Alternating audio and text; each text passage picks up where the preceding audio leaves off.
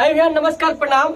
हम आर के म्यूजिक से सत्यम बाबू आप सबके प्रणाम करतनी और रोज सबके बताओ चाहतनी कि आर के म्यूजिक से कंपनी से एगो बहुत ही सुंदर गाना रिकॉर्डिंग होके जा रहा बा, जौन की हमारे आर के म्यूजिक कंपनी के सुपरस्टार दिनेश दीवाना जी और साथ देता नी रूपा राज जी। तो आप सबके एक बार ब्याह जी से हमरा मिली। नमस्ते, प्रणाम। Hi friend. और आप सबके लेके चलते सीधे लाइव के पास। ऐसा लाइव देखे जाओ रिकॉर्डिंग कैसे होला। Presented by RK Music।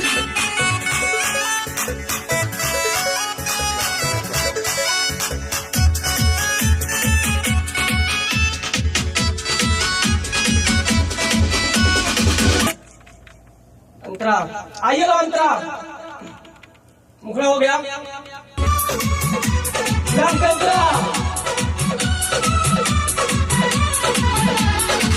होते नहीं पारा है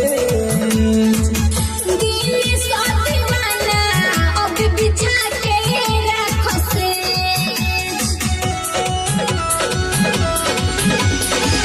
रूपा राज सुन के होते नहीं खे पारा है दिल साथ वाला अब बिछा के रखो से शत्रु धन हारे सतुरे से देखिया गलाइल रहता सुरेंद्र हारे सतुरे से देखिया गलाइल रहता तोहरा पायल के सुनी आवाज मियाज घबराइल रहता।